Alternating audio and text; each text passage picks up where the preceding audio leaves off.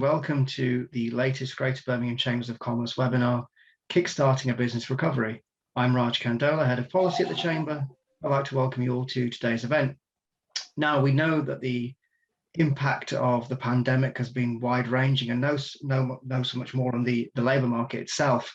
And last year, we know the government went ahead with introducing the Kickstart scheme, which provides funding to businesses to create new jobs for 16 to 24-year-olds on universal credit at risk of long-term unemployment. But what are the practical applications involved? How do businesses get involved in this scheme? What's the feedback been from the business community? Well, these are some of the points that we're going to touch on in today's webinar. So I'm delighted to say that we're joined by Des Grant, Service Leader for Greater Birmingham and Solihull at DWP, and Pete Ezard, Partnership Manager at Aston Villa Foundation, and Josh Mathis, Sports and Education Coach at Aston Villa Foundation. So what we're going to do today, we'll very shortly hear from Des, who will give an update on kickstarting the wider economy and how it's landed and what's been happening so far. And then we'll hear from Pete and Josh in terms of how they've utilised the scheme, what it's meant for their organisation, and what are the opportunities and challenges related to the scheme itself, and how can these be overcome, and how can we make sure that we're making the most of the scheme itself. So after the presentations, we'll open it up to a Q&A session. So again, if you've got any specific questions, please do post them in the chat box, and we'll try to pick those up. And likewise, we should be aiming to finish around about 12 o'clock. So without any further delay, I'd like to bring in Des Grant from the DWP. Thanks, Raj. Hello, good morning, everybody, and thanks very much for taking the time this morning. My name's Des Grant. I'm the Service Leader for Birmingham and Solihull for the Department for Work and Pensions, which in effect means I'm responsible for the job centres in that area. So what I'm going to be doing today is just giving you a bit of a brief update on the potential recruitment route that we'd really like you to step into. Kickstart is undoubtedly one of the biggest vacancy filling programs that we've seen. It's a fact that it's fully funded by the government money, which makes it really clearly unique. And what I want to talk to you today about as well is talk to you about how we're hiding some of that wiring in order to make this really smooth for you and really create a pathway for a young person to find their way back to work. So I'm just going to take you through a little bit of a journey in terms of what we've been sort of like working through in our job centres across the country, but of course here in Birmingham and Solihull area. So we are unwinding a little bit out of the pandemic, as you know, but there are issues that remain for our young people sort of like in this area that are undecided about their next steps, what's going to be the key factor that drives sort of like some of that economic growth, which is going to bring them back into the jobs, like I say, that they really are looking for. So there's been some big changes and big impacts for us here in Birmingham and across the West Midlands, and COVID has really impacted unemployment, as I'm sure you know. And our claimant count in the West Midlands grew to by about 83%. So we increased from something like 124,000 customers unemployed to 228,000 at its peak. And we know that there are various groups within that that have been hit hardest. Excuse me. And our youngest people have been hit hardest by part of that as well. So our 18 to 24-year-old unemployed customers, like I say, unemployment there is at 13.8 across the West Midlands, and that compared to our national levels is 5.9%. So it's a massive sort of like difference in our area, and we've got the second highest youth unemployment outside of London here.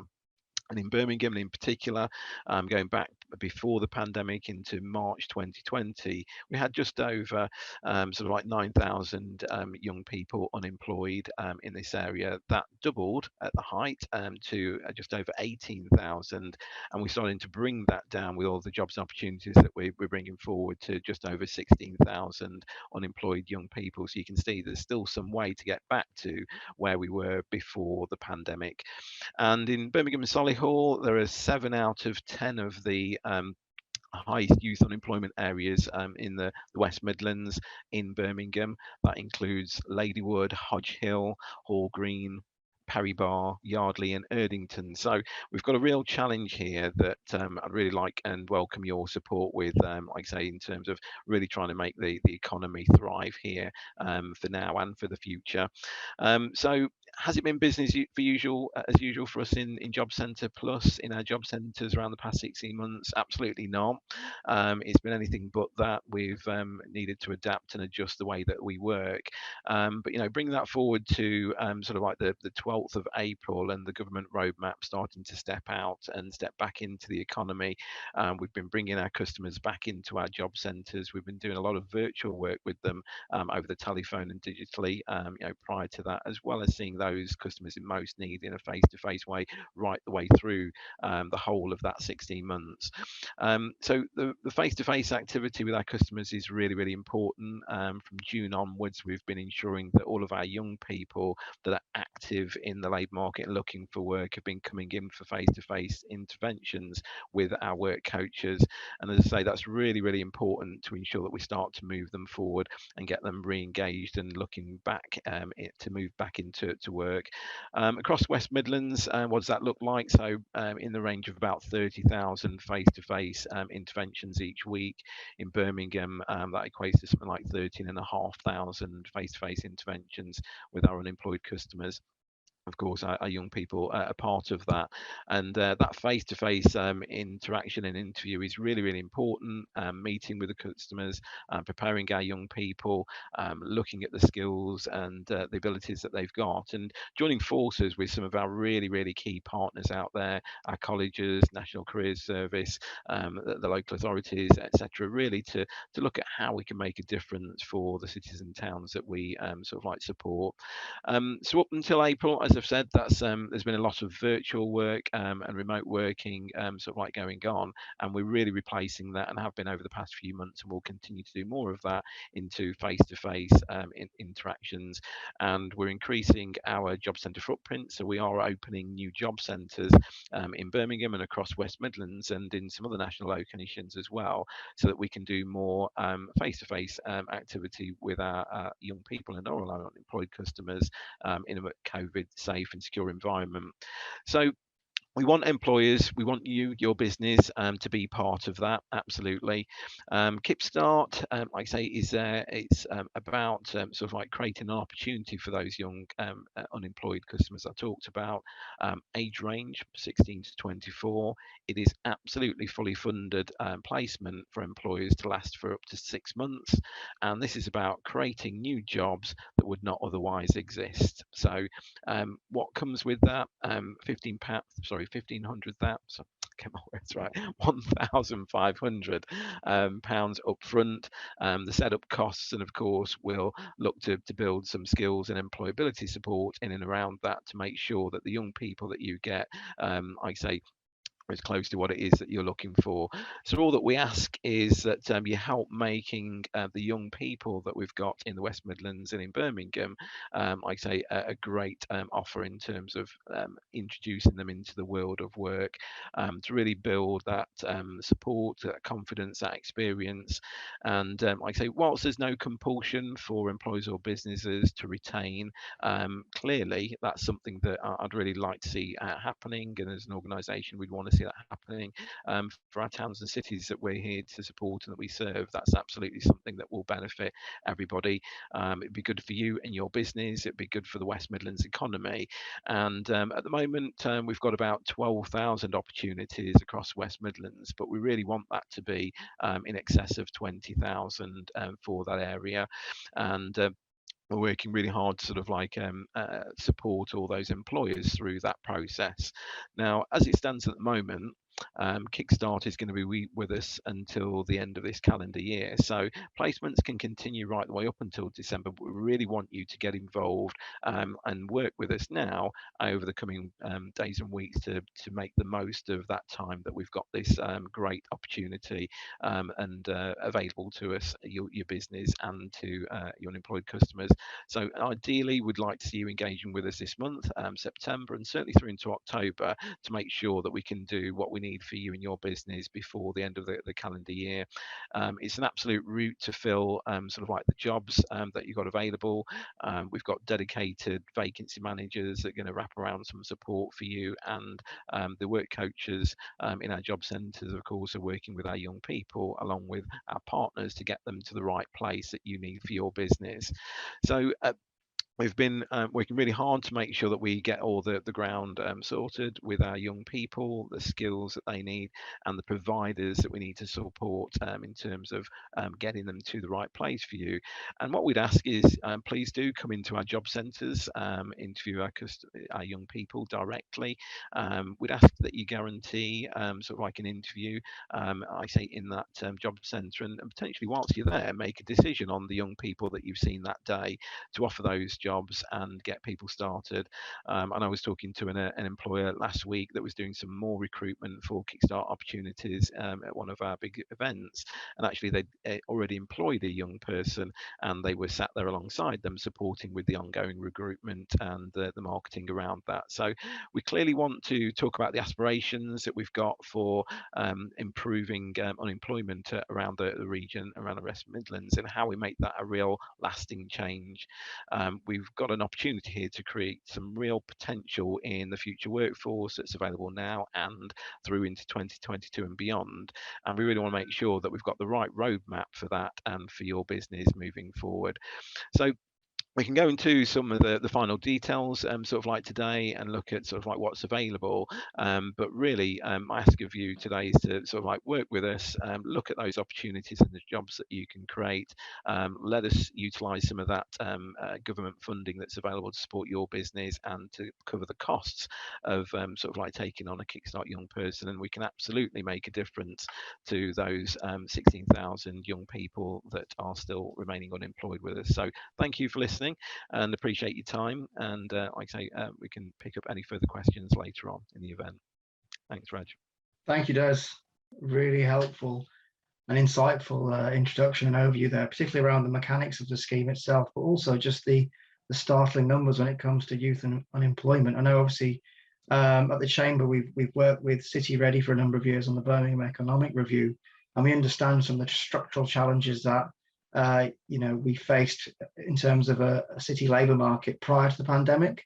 So if anything, the pandemic, as you said, has exacerbated those issues, and that's why I think it just underlines the importance of the Kickstart scheme and how businesses can get involved. So on that front, then, I'd like to bring in Pete and Josh from the Aston Villa Foundation to talk about their experiences of the Kickstart scheme and what it's meant for their organisation. Pete, Josh, over to you. Hi, Raj. Yeah, thanks for that. I'll share my screen so you can see some of the slides that I've produced. So hopefully this will give you a little bit of insight in terms of what we've been able to achieve. So one of the first questions I was asked was, what inspired Aston Villa Football Club to get involved with Kickstart, and how did you first hear about the scheme? So even though we're a Premier League club, we still have a very good relationship with the English Football League. So the English Football League supports foundations across the Championship, League One and League Two football clubs, but also has connections with Premier League clubs such as Aston Villa. And we were approached to become part of a joint consortium bid, which would include up to about 70 other foundations. And if you remember at that particular time, you had to have consortium bids because you had to have a maximum of 30 Kickstart positions in any one go. So we were able to join forces with the EFL to be part of that consortium bid. And as Des has said, we were acutely aware of the rising unemployment amongst young people, particularly across our three constituent wards, which were Erdington, Ladywood and Perry Barr, and still are. So we know those wards on any sort of demographic, on any sort of deprivation spectrum are areas where there is high unemployment regardless, and that's being compounded by the pandemic. So as a foundation, we want to demonstrate our ability, and as an employer in that area, we wanted to demonstrate our ability to do something and support those young people with an opportunity. And Kickstart just seemed to fall, fantastically well for us. It was an opportunity that would address some of the issues and hopefully create long-term meaningful employment for local people that we connect to. So just to sort of broaden that answer on that slide, we probably connect with about 2,000 young people, not all 18 to 24, but a considerable percentage of those are 18 to 24 as well. So we know we connect with a lot of young people across our programs, and we hear about their challenges on a day-to-day basis. So employment being one of those, job, careers, aspirations, raising potential. So we just felt Kickstart, the synergy of the program connected with some of the issues we were trying to address, it just seemed to fall perfectly into our lap, and it was a great opportunity for us to deliver something that would be meaningful to those young people. What we try to do, and this probably connects with the next question, has the scheme met our expectations? Yes, it very much has. But we've kept our employment numbers low because we want to be able to offer them something at the end of that 6-month period. I know different employers might have a different perspective on that, and I accept that for a young person being in a role for 6 months does enhance the CV, does provide them with that job experience regardless. But we felt it was important that if we were going to take young people on, that we had something at the end of those 6 months as well. So without talking too far ahead, because I'm conscious Josh is on the call, but we would like to be in a position where we offer all those young adults something at the end of their Kickstart employment. Couple of reflections on the whole process. We certainly found that the recruitment phase, the CVs and the referrals that we were getting through from the job centres, the DWP, the CVs were very strong, and probably reflected where we are a little bit in terms of the pandemic, that it's not just maybe people that are furthest removed from the job market that are applying for these jobs. We've got a lot of young people, especially in our area, who are strong academically, may have had roles previously, but are now currently out of work. And I think that was reflected in some of the CVs and some of the applications that were coming through. And just to really end for me at this point, before I will ask Josh a couple of questions and talk to you about his experiences, I just feel we have been really pleased with the young people that we've got in our roles, and they continue to excel in those roles. And as I've said, I think we're very happy to be able to be in a position where we can offer them something after their initial 6 months. So Josh, do you want to just talk about your experience and where you've come from and how the job appealed to you? Yeah, well, I found out through my works coach through the job centre and about the job that was going on in Aston Villa. So yeah, I applied for the job, and I've been working in the foundation team through the Kickstart scheme for about 2.5 months. I've been supporting and helping other coaches on various sessions. I've managed to build up team building skills, adapting to new situations, yeah, we've been going through like some courses, online courses I've been getting on. So like mental health, first aid, I've been doing that. Yeah, and I'm online. I'm supposed to be doing a next course tomorrow, Wednesday, and that's to do with some courses that will help me to carry on with the sessions in Aston Villa as well. Brilliant. So like Des mentioned earlier, the training budget that goes and the development budget that works aligned to the employment opportunity we've tried to utilize, and we've tried to grow the 3 individuals that we've taken on to be more effective employees, and obviously part of our conveyor belt of coaches that we want to progress and we want to move on. So fantastic opportunity for those. I don't know if we've got a mixture of employees or employers on the call, but certainly it's worked for us. It's been a fantastic scheme. It's given us the opportunity to take on young people that we might not have been able to do otherwise. And the 3 young people we've taken on have excelled, and I think they'll become a part of the Aston Villa Foundation for a long while. Well, that's our hope. Certainly, you never know, they might progress on to bigger and better things, but certainly in the short term, we've been able to connect with young people from our area and offer them an opportunity. And I think that their placements sort of finish about September, October time. So I think the idea will be to go back and promote more Kickstart opportunities with the foundation once those guys have moved on to sort of more permanent contracts.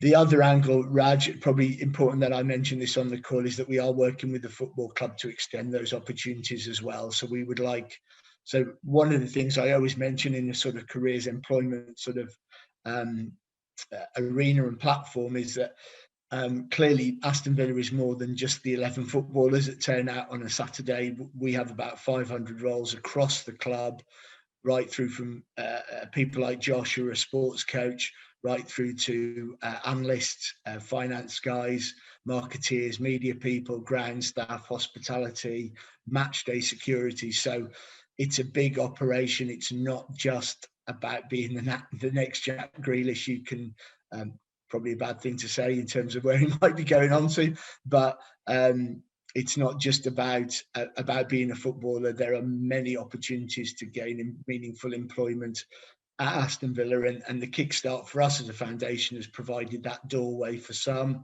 and hopefully the football club will be able to take others on and provide those opportunities. Thank you, Pete. That's fantastic. Really interesting to hear about the manner in which your organisation has utilised the scheme. And Josh, really great to hear about your personal experience and the skills that you've learned during your time there. I'm glad to hear it's going really well. So really, really positive to hear that. So we've got about 30 minutes before the session ends. So again, plenty of time for people to submit their questions, as we said, via the chat box. But whilst people are gathering their thoughts, if I could come back to Des with a couple of quick questions. So Des, more from a practical point of view, I mean, which roles are you seeing work really well with the Kickstart scheme? Are there certain roles which seem to be getting a lot more traction than others, for example? Okay, so we've got a lot of roles in the administration space, but there is, every sector is represented in sort of like all the Kickstart roles and opportunities.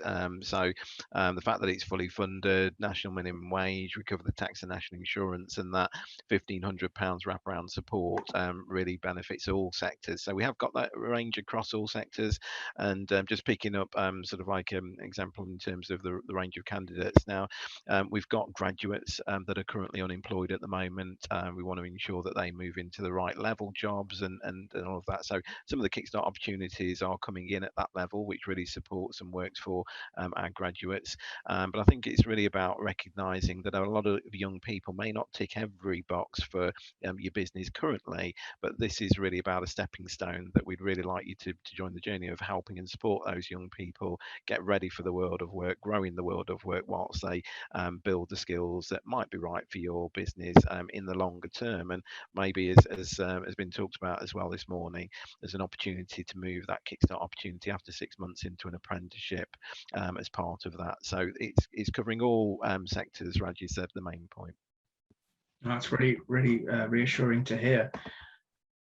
I guess, Pete, from your perspective, and again, you've obviously touched upon it during your presentation and bringing in Josh, but how do you think Kickstarters can how can businesses best support the Kickstarters once they're on board? Because I can imagine, being a new scheme, there's going to be a few bumps and getting used to a few different things. Was there any kind of practical advice you could give to those on the call to answer that particular question? Yeah, so probably Josh, you're the exception here, but certainly with the other two guys, they were connected to a member of staff who sort of acted a bit like a mentor for them. So I think that was possibly an area where we have some experience, and we have previously taken on apprentices and provided them with that sort of one-to-one support whilst they've been working for the business. So that would be possibly one thing I would flag up. I think Josh has managed to crack on his own in some environments, working in some we've certainly thrown him in at the deep end in terms of some of the participant groups he's had to work with,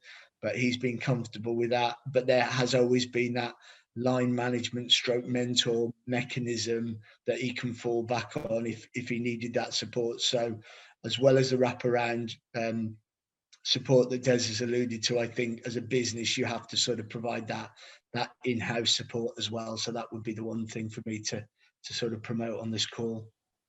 Oh, thanks, Pete. And just bringing Josh in on that point, during your time in the role itself, I mean, what do you think's been the biggest kind of challenge that you faced in jumping in, like Pete said, kind of into the deep end? Well, biggest challenge. Well, probably, I think it was at the weekend. We had to do a 24-hour football session, and I started, I think it was 12 o'clock at night, and I had to go all the way to 6 o'clock in the morning. But because it was a passion for what I like to do, but when I went there, and I went at 12, and then by the time everything was going on, everyone was playing football and having fun, sitting down for an hour. By the time I looked, it was 6 o'clock. So, but yeah, I think challenging. Yeah, it was a bit challenging at the start, but because I like to do it, it just went. Yeah. Yeah, sounds like a long old day, to be fair, doesn't it? So, but I'm glad that you said that you're enjoying it thus far. So we've started to have some questions come in, so I'll direct them to the relevant speakers. So we've had a couple of questions from Diane, who's saying, first question is, and Des, this will be directed to yourself, what training do we need to provide as an employer? And the second question is, how do we start the process, and what are the relevant contact details? Which is, again, positive to hear. Okay, that's great. Thanks very much for that. So the training that you need to provide is very much dependent on the role that you're going into. What we can link up as a precursor to going into a Kickstart opportunity is that we deliver a program, an initiative called Sector-Based Work Academies. Some of you may have heard of that, but that's really where we just prepare some of our young people to get them ready for that. That might be looking at their skill set, what they may need, and help them understand the specific employer sector that they're going to be moving into. So we build some skills and some expertise around that. So there can be elements that we can already have them coming with as part of that sector-based work academy approach, and we can create a bespoke sector-based activity for your specific business or sector that helps get them ready before they come to you as a Kickstart applicant. And then obviously you'd see those young people out the other end of that initiative, and then decide based on how many Kickstart opportunities, how many you take on. And I think a key point just to mention on that is that if you've seen, for example, 10 young people and you've got 2 opportunities, should you want to place another Kickstart young person into it to take a 3rd and 4th, then actually why not utilize the 10 people that you've already seen, save you some time and money, business time, etc., all of that, rather than going through the process again. And I think that's something that some of our businesses haven't recognized, and we've advised them that they can do that. So yeah, we can do some of that beforehand. We can set out, like I say, some key criteria for the job. I think all I'd ask is for those businesses to think about what our young people may need once they actually start, and like I say, they may not cover all of the skill sets that you might need for somebody starting on day one, but then how can we prepare for that for you, and how can you then do some of that training in-house with the support that you've got. Thanks, Des. And in terms of contact details, is it worth us putting Diane directly in touch with yourself to follow up? Yeah, absolutely. More than happy to take that. And like I say, we'll link up, Dan, and like I say, we'll make sure we've got the team. One of the things I've been doing, so I've been in Birmingham for the last 12 months, 12 months last week actually. And so during that time, I've doubled the number of work coaches. So I've taken on 550 additional work coaches, another 50 to come in the next sort of like few weeks. And that's about working more closely with more time for our young people as well. I've also increased our vacancy management team as well. So we've got some Kickstart account managers that will link up with you and walk you through that whole process from completing the vacancy template and the details on that, getting some young people applied, through to getting them started and helping you through the claiming the money and the subsidies as part of that. Thank you, Des. So we've had a few other questions. Now, again, one of the purposes of this webinar was to perhaps discuss some of the potential issues which have arisen with the scheme itself, which is to be understandable given it's a new scheme and there are some bumps along the road. So, for example, Angela Lawler has a question saying that she heard today of a project which took on 30 young disabled people through the Kickstart scheme, which collapsed due to DWP failing to reimburse claims of £200,000. Are you aware of any other businesses having a similar issue with DWP not reimbursing in good time? Right. Okay. So that's not a case I'm aware of. Like I said, I'll certainly take that back and see if we can find some details with the team. But like I say, in terms of, I mean, what I've just explained there around the vacancy account management is really the part that's going to walk side by side with you as a business through from starting a young person, getting the initial sort of like start notifications into our national team, to getting that through then into sort of like the payments coming through to you. So we do follow that process through with you. We don't sort of like let go of that. And of course, like I say, if we've got any business that's not able to start their young people, that's something we take quite seriously. So that would be moving up to my senior account manager, who would then pick that case up. And if there's an issue on our part in terms of it's got stuck in the process somewhere, then we'll establish where that is. We'll link up with our national teams and our regional teams, and we'll again work with you to ensure that that moves through into full payment. What I will say is that we have had one or two businesses or one or two sort of like gateway organisations. They're there to support the businesses in that support. I say if businesses choose to go that way, is that we in that process we've had somewhere we've had to look at the requirements of the job and some of the legitimacy of some of those gateway organisations to ensure they are legitimate businesses that are there to support you. So what I'd welcome having the details on that specific case and seeing if that is a legitimate situation and what's actually happened there. Thank you, Des. We'll see in the chat box as well that Afia Akram has asked a specific question about signing up the Adecco Gateway, but I believe your colleague Mark Whitehouse has said, can you send any inquiries regarding Kickstart to Mark? And he's put his email address in there, and then he'll arrange for a vacancy manager to call you to discuss. So I think for those of you on the call today, if there's more specific questions that you have, it might be worthwhile directing those to the email address that Mark has shared, and then we can pick up more of the higher level questions as well. But Afia, we will pick that up. I can see that you've obviously responded to Mark as well. Now, Des, we also had a question from Paul Spafford, who's saying it's great to see that how Kickstart works, but for larger consortiums and high-profile foundations such as the Football League and Aston Villa. However, it's disappointing that SMEs within Birmingham, such as ours, who've been applying for inclusion since July 2020, have not been selected to work with Kickstart. And he's saying we feel that many engineering and administration employment opportunities have been lost for a year, and you know, the young people are not being helped by the lack of progress by the authorities. So could you perhaps touch upon some of the work that you're looking to do with SMEs to maybe rectify some of these issues that Paul's referred to? Okay, so so there's two routes, I suppose, really to come into Kickstart as a business. You can make contact with us directly as Job Centre Plus, Department for Work and Pensions, and as I've said, we'd link you with one of my account managers, and we'd work through that process to get understand your business, understand the job, get that advertised, and get a young person in front of you to be able to choose from a selection of people and start that operation. The other route is to work with a gateway, which is an organisation that's there to support, put that wraparound support for yourself and your young person to get them into your business and up and ready as soon as possible for what you need. Really, there's what we have come across is some delays with some gateways. We've got a lot of gateways out there. Birmingham City Council has stepped also into the gateway space as well. So it's really about the gateway that maybe you've chosen to go with and whether there are any delays in that process. We have identified one or two gateways. We've been going through some of those again this week, just looking at the support process for some of those businesses, and that hasn't been to the level we would want it to be.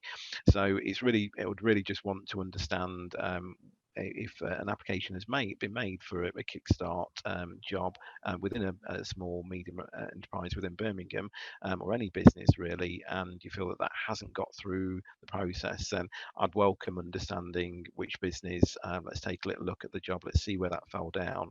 Has it fallen down through my vacancy management or the process within DWP, or has it fallen down in one of the gateway organisations that's supporting with that? Either way, I'd be expecting my account managers to work with you hand in hand to make sure that we get that job advertised and the young people to you as soon as possible. And we do have now sort of like a West Midlands platform where our young people can go and see those jobs directly, so they can search for them themselves, get in touch with their work coaches, and we can get them in front of you. So that was something we didn't have initially because of the speed of moving from strategy to policy to delivery, and really trying to create what in effect has been a completely new Kickstart directorate nationally around all of this and locally. So we're in a position now where actually young people can see all of those opportunities that are available to them across West Midlands. So there's a couple of different routes that things can go wrong in. It's really just if you're a business on the line, then please do get in touch. And like I said, I'd personally like to look at that situation for your business, what happened, and how we ensure that it moves forward in the right way. Thanks, Des. And I think Paul's mentioned that he will pick up with Mark as well. We've got another question here from Layla Zafar, who's asking, is there a way we can find out who the Kickstart account manager is for our organisation, as we've been approached by a number of these and have changed? Is there any particular advice you could give to Layla on that front? Yeah, so Kickstart account managers sort of like work for me. So it's really just about let me know who your business is, and again, you can get in touch with us in relation to that. And like I say, we'll get to you your details of your named account manager. And if you haven't had that contact from one of my account managers, then that's something I'd want to make sure that we do as soon as possible. There is a process that account managers follow in terms of once the job's about to go live, they'll make contact with you, and then a couple of days before that's due to go live, they'll link in with our job centres, talk to our work coaches to make them aware of that local vacancy, and then we'll start to try to identify young people for that as soon as possible. And employers and businesses can support that by coming into our job centres to sort of like see directly face to face, COVID secure environment. We have screens, we have socially distanced desks and sanitizers and masks, etc. We limit the number of people in our job centres to maintain that COVID security, and that continues as is in the current climate. So it's really just about let's understand who your business is, and I can see some contact details I've put in there. We can get in touch with you and get you connected if that hasn't already happened. Thanks, Des. And one question before I bring Pete and Josh back in. It's more about the application process. So Trish Reid, my colleague, is saying, we coordinate the Kickstart inquiries for the Birmingham Chamber. We've had businesses waiting weeks after they've applied and hearing if they've been successful or not. Some are up to 8 weeks. Is this going to be the normal time for them to wait, please, just so that Pam can advise them accordingly? Okay, so right, yeah. Please let me know what that is. Like I say, we have had one or two issues I'm aware of directly where I've needed to escalate that into the senior team. I wouldn't expect to be waiting that amount of time for issues to be resolved. So we just need to understand what the issue is, where that's got to, and I'd hold on to that with the team to make sure that we follow that through to solution. Thanks, Des. So I'd be keen to bring Pete and Josh back into the conversation now. So, Pete, I mean, you touched upon some of this in your presentation, but I think the question that I would have for you is just the interest that you received in the Kickstart roles, and how did you advertise these to eligible candidates? We didn't do too much, actually, Raj. Probably that isn't the answer you wanted to hear. We had about 30 odd referrals come through from DWP, of which the individuals, I think about 20 individuals followed up with CVs direct to the office. And then we shortlisted those CVs to basically have 6 candidates who we interviewed, who at the time we had to interview virtually. So that was a further challenge for everyone, but that worked out successfully because, well, we've been very pleased with the 3 candidates we've taken on. So it wasn't an onerous process at all, Raj. And whether that was because we went through a big consortium, we might have got away with some of those process difficulties because we were part of the EFL consortium bid. But certainly the referrals came in easily to my email account, and we just made judgments based on those follow-up CVs. Thanks, Pete. And similarly for Josh, how did you find the application process? It was all right, but I had most help from my my work scope with the job centre, so it wasn't really that hard. He was walking me through it, so it was all right.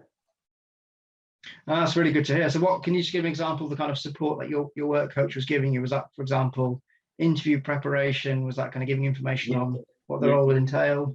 Yeah, he was doing like one-on-one interviews, and before I'll actually start the interview, he will be like prepping me, and I used to write down some things that I would say in an interview situation, but I didn't know it was going to be through the internet Teams.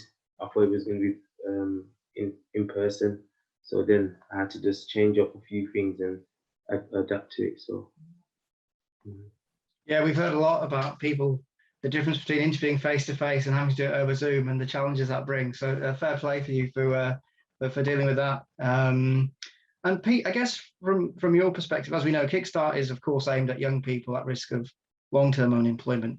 But what was your perception of candidates' prior experience, and what did you look for in the interviews? Yeah, so I think traditionally any of our programs, sort of when we've taken on apprentices and traineeships previously, we probably have targeted those individuals who we think are furthest away from the job market, particularly with our interactions across our participation programs. So as like I alluded to in my presentation, if we're in contact predominantly with, I don't know, say 16 to 20-year-olds, we get to know, what their life's like a little bit away from those football activities. So we understand whether they're struggling to find work or not. And I think our initial thoughts would be we would be working with those young people who are furthest away from the job market. As it turned out, the CVs that were sent through were from young people who've got college and university backgrounds, who've got, have made a successful job career already for themselves, but have then found themselves out of work because of the pandemic. So it was a real, it opened our eyes to the type of candidates that there are out there. The bottom line for us, as much as possible, was we wanted to work with candidates who were from those 3 constituent wards, because those are priority wards for us: Ladywood, Eddington, and Perry Bar. So that was the real thing. That was a key thing for us. But no, it was a bit of an eye opener for us. The quality of some of the applications were very good. That's great to hear. And I guess this is a question for both Pete and Des, but do you think there's any misconceptions about the scheme that have kind of come to the fore over the last few months, which have needed to be rectified? Des, I'll come to you on that one first. Yeah, sure. I think one of those I touched on in terms of what I've covered, and I think it's really about the expectations from the business in terms of what that young person can bring. So dependent on the job and the sector, obviously there's a requirement there. There's an element of, like I say, we've got a whole range of customers from graduates that have been recently graduated from university with all the right qualifications, but may need some work experience and skills, and that's been lacking a little bit in the sort of like during the pandemic, the last 16 months, right the way through to those that may not quite have everything that our businesses need. So I think one of the misconceptions I think is that businesses abroad is that we've got potentially experienced, qualified at very high levels for what are some low entry jobs. So I think it's really about matching what your business needs and can manage alongside the skill set and experience that our young people come with, and that varies right the way through from graduate to entry level. And it's really just trying to get the right balance in terms of those young people, because part of this Kickstart initiative and program, it's a massive investment, £2 billion, like it's been put through this program nationally.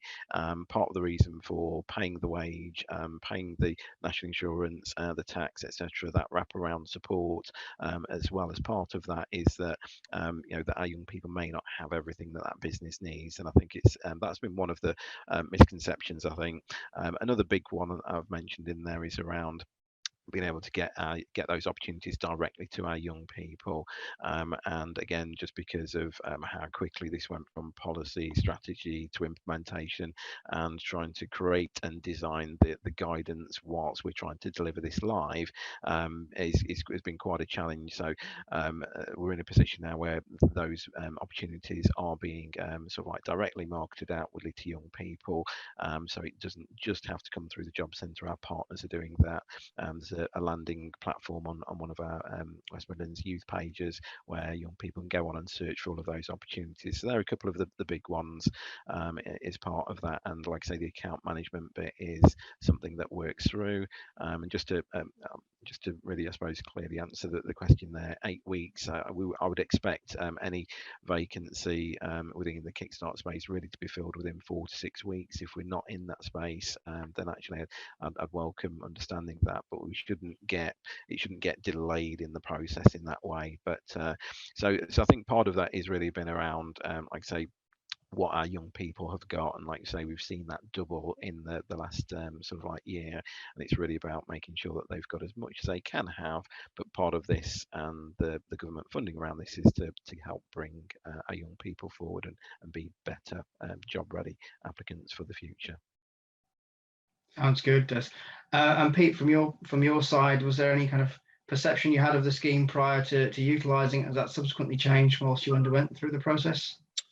No, I think we've been very positive about it, and I think it's been a positive experience. As I've alluded to on the previous question, a pretty easy process. Even if we want to get into the dynamics of the salary being coming through to finance departments, obviously we've had to put everyone on the payroll, but then obviously DWP follow that up with a payment, following the initial outlay of the salary on a monthly basis. But even that process was relatively easy, and I've got no real complaints or at all. I suppose I'm talking very much about our sector here, so apologies for that, but I am aware of a foundation that has taken on about 20 young people through this program, and they're a much smaller foundation than us, and I just worry about what are the outcomes for those 20. I absolutely, I think 20 of them will get a fantastic opportunity to be more work ready over the course of the 6 months, but I think we felt we wanted to have an end outcome of being able to offer these young people something more meaningful after the 6 months as well. So I suppose that's a decision for each employer to make. But on that particular case, I thought that one foundation had probably bitten off more than they could chew. So I think my caveat would be a little bit, I think it's a fantastic scheme, but we were conscious of how many we took on, because one, we wanted them to have a meaningful experience while they were here, and we knew we could take 3 on and give them a proper work experience, not just sit them down doing photocopying, etc., but actually give them a meaningful work experience, and at the end of it, if they prove their worth, potentially offer them something long term. Yeah, that's a good point. I think it relates to the point that Des made, that this being a new scheme, businesses will obviously learn as they go along as to what approach is going to be best for them moving forward as well. So, I mean, one question I had for you, Des, was how does the Kickstart scheme relate to other programs such as apprenticeships, for example? Is there that interaction between the two there? Yeah, absolutely. Lots of our businesses, as Peter's described there, are looking at the next steps, and for a lot of businesses, apprenticeship really works for them. Like I say, in terms of the before Kickstart, we can look at that sector-based work academy opportunity to get young people ready and help them understand what they're going into. Obviously, Kickstart then gives them an opportunity, and the business opportunity, to grow that young person and grow the business. You know, we've seen a lot of businesses initially aim to take on 1, maybe 2, but then actually recognizing the benefit that brings to their business and the ability to be able to grow in places and in sectors and markets maybe that they haven't done previously. They've come back to us for another Kickstart opportunity start as well. So so following on from Kickstart, as Peter's described there, yeah, I would absolutely love for it to move into a permanent job with that business, with another business, and equally apprenticeships, again supported with some funding, is a great stepping stone beyond a Kickstart to again continue to build on the skills that your business needs and that young person needs to be the best that they can be for you as well. That those two work, or those 3 things really work really well together. Brilliant. And I think obviously I'm conscious of time as well, so I think we'll if there aren't any further questions in the chat box, I'll wrap up with a question for both yourselves. So first for Pete then, I mean, what would be your advice for employers watching this webinar and thinking about getting involved in Kickstart? A great question. Well, just do it. You know, I appreciate that, particularly hearing some of the questions that have come through on the webinar. It might not have been the easiest process, or there might be 1 or 2 chinks that need to be ironed out. That certainly isn't our experience. But in terms of the young people that are out there, I think there's quite a hugely skilled workforce out there that just needs the opportunity, and that would certainly be the experience we've had. And look, bottom line, we've been able to provide them with 6 months of salary that we couldn't have afforded ourselves. So that's you know, that's a fantastic opportunity that the government scheme has allowed us to grab and really develop these young people, and they provided something for us as well. They've enhanced our schemes and our programs, so it's been a real win-win for us. No, completely. And I think you've made a really good point there in terms of just the crippling cost pressures that firms have been facing as a result of the pandemic. And we did some research not long ago which indicated that firms are keen to hire additional staff members, but just don't have the resource to do so. And Des, likewise for yourself, I mean, any kind of final tips for those of businesses that are on the call today before we wrap up? Brilliant, great stuff. Yeah, I just really take everybody back to sort of like where I started, that you know, our youth unemployment has gone up from just over 9,000 young people to 18,000 at its highest. It's doubled. We had some challenges across West Midlands and in Birmingham with some of the challenging sort of like wards that we've got in the area, and the deprivation. So really, my ask is, now is the time, while we've got this great opportunity with Kickstart Kickstart that's fully funded to fully utilise that. I'd love to see us, half that youth unemployment down to 9,000, even just to pre-pandemic levels, which, there was still more to do even at that stage. But if we don't utilise this opportunity now to step in, there are less opportunities in the West Midlands than there are in other areas of the country. So I do hear and understand some of those difficulties and challenges businesses are talking about there. What I'd say is come back to myself. Mark Whitehouse has been posted in there, is my senior leader in this space. Mark and I are pretty much talking daily. So I'd want to hear if there's any blockages in that Mark and I can unblock for you and your business to get through and make what may have felt like a difficult, slow process faster and quicker to ensure that your business gets the young people that's there. So please do step in. There's a real big long-term impact in a positive way or a challenging way that this current pandemic will have for us as West Midlands, have for us as a Birmingham City. I just really want to make sure that we've got the best opportunity to make sure that the baseline that we can start to move forward from as we ease out of the current restrictions that are around get better and better. So let's utilise this through to the end of the year and do absolutely everything we can for our residents in Birmingham and our businesses as well. Thank you, Des. Look, we're coming up to 5 to 12 now, so we'll wrap it up. And I think, like you said, the merits of the scheme, as evidenced by what Pete's discussed and what Josh has said directly as well, is there for all to be seen. We understand there's some practical challenges which can be associated with a new government scheme, but I think the really positive point is that like you said, you're willing to look at those blockages, see how we can improve the system, make it more efficient, and help as many businesses as possible. So all that's left for me to say is thank you so much to our speakers, Des Grant from DWP, Pete Ezard and Josh Mathis from Aston Villa Foundation. Again, thank you to all of the audience members who participated and watched and asked questions today. Like Des has said, his colleague Mark has dropped his contact details in the chat function. So again, if there are specific queries that you have or more technical queries, then please do feel free to get in touch with Mark, but also Des as well. Again, my colleague Pam after this call will send out details of how you can get involved in the scheme if you've got specific questions as well. And we will be making this webinar available on YouTube as well. So you can obviously watch it again, but share it with those in your networks that will be interested to find out more that weren't available to attend today. And that's all that's left for me to say. Just thank you once again. Have a great day. Enjoy the sunshine and hopefully see you soon. Thanks, everyone. Speak to you soon. Thank you. Thank you. Thanks very much for your time, everyone. Bye.